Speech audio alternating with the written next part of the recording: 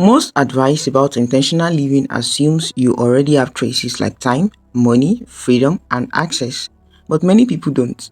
They are constrained by location, responsibility, lack of capital, or past decisions that narrowed the path.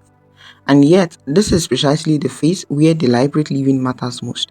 Not because it feels empowering, but because it is what determines what options will exist later. So, what do you do in times like this? The first thing you need to do is to redefine what choice actually means.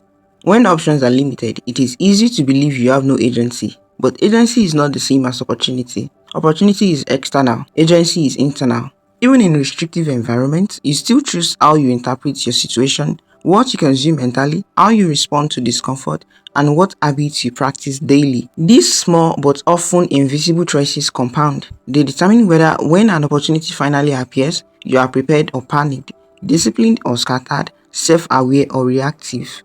Deliberate living starts by recognizing that choice does not begin when doors open. It begins in how you stand in front of closed ones. The second thing you need to do is to stop waiting for clarity. Instead, build constraint. People without options often wait for a clear sign. This waiting quietly erodes time. Deliberate living works in the opposite direction. You act first by setting constraints that guide your behavior even when clarity is absent. Constraints look like this: a fixed time you read, study, or practice daily, regardless of your mood. A rule about what you no longer engage with, even if it is tempting. Or a narrow focus on one skill, one habit, one direction, instead of many fantasies. Constraints reduce decision fatigue. They create structure where freedom is lacking. Over time, structure becomes momentum and momentum creates options. The third thing you need to do is to use the present environment as a training ground. A stifling environment often feels like a sentence rather than a season, but deliberate living redefines it as training. Not because it is good or fair, but because resisting reality wastes energy you cannot afford to lose. Patience, self-regulation, resourcefulness, emotional restraint, long-term thinking. These are traits you can learn in these types of environments and seasons. They are not glamorous, but they are transferable. They travel with you when circumstances change. The fact is that if you cannot govern yourself in a small constrained life, more freedom will not save you. It will expose you, and sometimes it will end up destroying you. The fourth one is to build identity before you start chasing outcomes. When options are few, chasing outcomes is exhausting and often demoralizing. Deliberate living shifts the focus to identity, who you are becoming regardless of results. Identity-based living keeps you consistent, and consistency is magnetic. It attracts trust, responsibility, and eventually opportunities. Number 5, be selective about hope. Hope is not always helpful. Untethered hope can keep you passive and endlessly imagining a future you are not preparing for.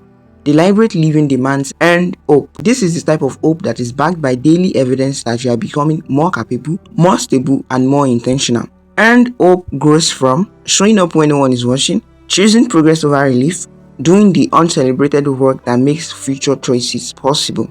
This kind of hope does not distract you from reality, it sharpens your relationship with it. Number 6, measure progress differently. When life gives you options, progress is visible. Promotions, money, movement, and all of that. But before that, progress is internal and often quiet. So deliberate living requires different metrics to measure progress. Are you more self-aware than you were 6 months ago? Do you recover faster from setbacks now? Are your habits more stable and your reactions less impulsive?